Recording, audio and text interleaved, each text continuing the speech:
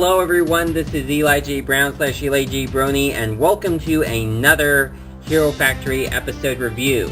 And in this episode, I am going to be giving my overall thoughts on Hero Factory 2.0 as a whole series. This is going to be giving my thoughts about what I thought about the 2.0 heroes in Hero Factory, and this is just the series as a whole and what I thought about this wave of heroes.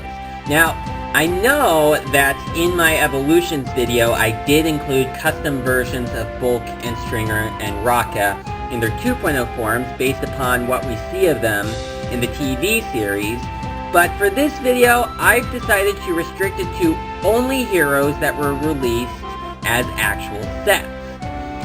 These are all of the heroes in the 2.0 series that you could actually buy as sets.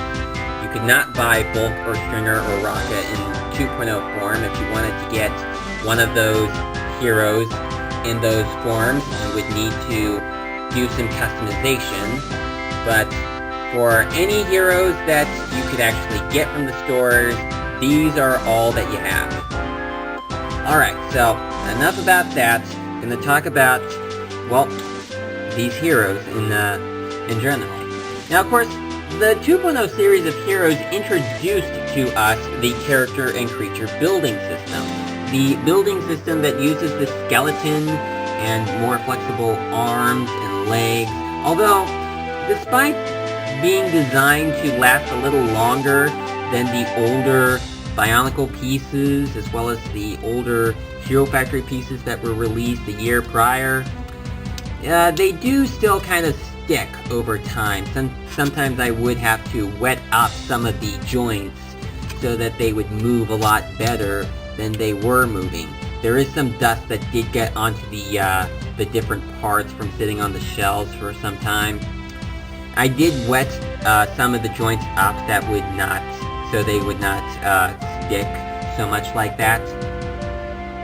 Now, the joints for the joints for the character and creature building system that was released during this series, it was designed to be a little stronger than the older building system, so they didn't break as much. They do still break after some time, but at least with these, it would not happen as often, and they would last for a little while longer. As for the different visors that were introduced into the series, well, when they first came out, I kind of didn't like the look of the different visors. I just kind of thought that they were moving away from Bionicle quite a lot and just changing up the different designs of how the visors looked. And I've heard that a lot of other people really didn't like how the 2.0 series visors went. Yeah, I think that they look okay now. They certainly do look like good designs, and I suppose LEGO had to come up with some way to make the characters look a bit different, although what they could have done, and what they eventually did when we got to Brain Attack, is just make updated versions of the original helmet pieces, but still sticking to making something new, but not exactly. So the way that the visors work is that we have one skull cap and one visor to go in between here. And so we just stick the visor on top of the head and then put the skull cap on top of the visor. And that is how it works for the 2.0 series heroes. Now, of course, you may remember, if you've watched my video discussing the 1.0 series as a whole, how I mentioned that that half of the heroes, Stormer, Bulk, and Stringer, had that issue with having a hollow arm, since one of the weapons was, well, a weapon was used to replace one of the arms, so you only got one actual arm with each of those three heroes. They did fix that issue with the 2.0 heroes, like they all have two actual arms, but not all of them have two actual hands. Breeze and Surge are the only two heroes in this series to have two actual hands, and in Breeze's case, she also has two actual weapons, well, not all of the heroes have 2 actual weapons. In fact, she seems to be the only one that does have 2 actual weapons. Since, well, for these 4 heroes, on the end, oh, I guess you couldn't see Furno, they all have this sort of ice shield, which completely replaces an entire hand piece. Although I do like how they actually updated the hand pieces so that they now have 5 fingers in them instead of 4 regular fingers plus a thumb. Certainly an improvement from the Glatorian hands that were introduced with Bionicle in 2009 and were still used for Hero Factory in 2010. And of course they did also improve how the ball section, the ball connection points fit onto there, since that was kind of the whole theme for the series, where they would improve the connection of the different heroes. Some people did not like how some of the heroes did not have 2 actual hands in this series, and how you had to take one out so you could have this weapon right here. Not really sure how you could maybe fix that, such as having 2 actual hands but still having the weapon. Although I guess something you could do is maybe attach the weapon to the side right here, still have that hand. That actually looks good.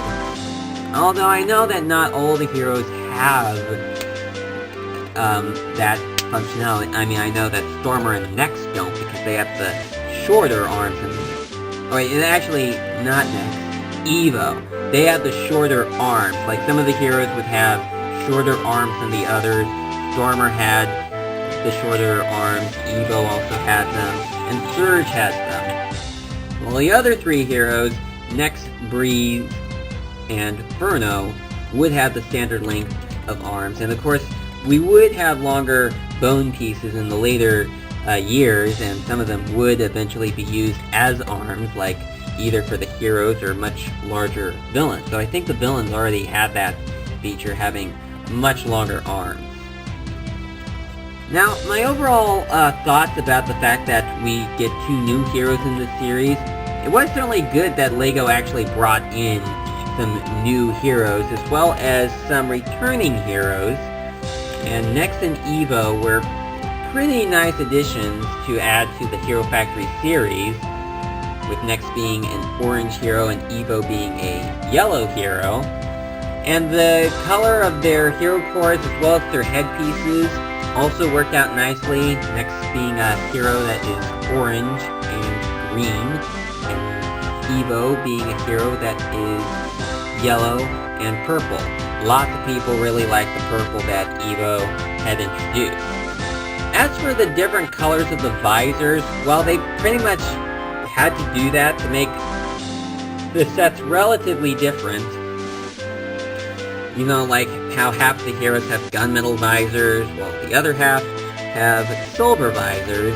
In fact, the fun fact here is that out of all of the heroes in this series, Breeze is the only returning hero to get the gunmetal visor. The other 3 returning heroes have silver visors.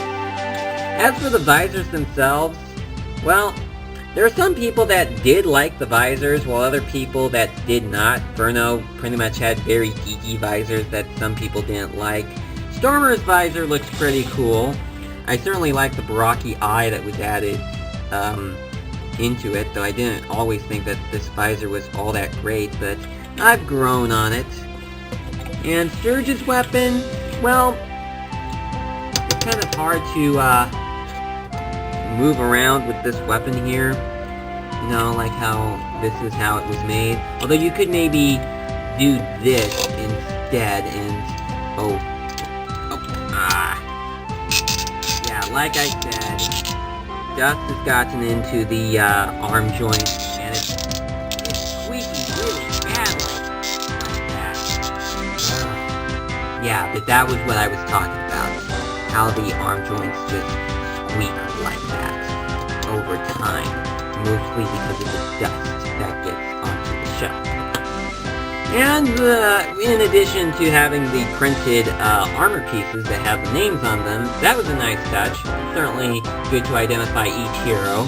Although the problem is, if you want to do custom heroes, Well, you don't have the exclusive armor piece right there, though of course I suppose that if you were on Hero Recon Team, which was some sort of hero building site that was out for some time that allowed you to order custom heroes, you know, like just design your own hero and have it be sent to your house. It pretty much was just something that you would have to ignore the fact that, you know, you did not have a printed visor or printed armor piece that came with your customized hero. Alright, so anyway, the 2.0 series are not all that terrible though. They certainly did improve how the heroes should be able to move their arms and legs, although their appearance has some ups and downs, since there were some people that didn't like the visors that were introduced, and some people prefer the original headpieces a lot more, which we eventually did get back again in the Breakout series, which was quite a surprise. But anyway, that is my overall thoughts on the 2.0 series as a whole. Thank you so much for watching, and I will see you again next time.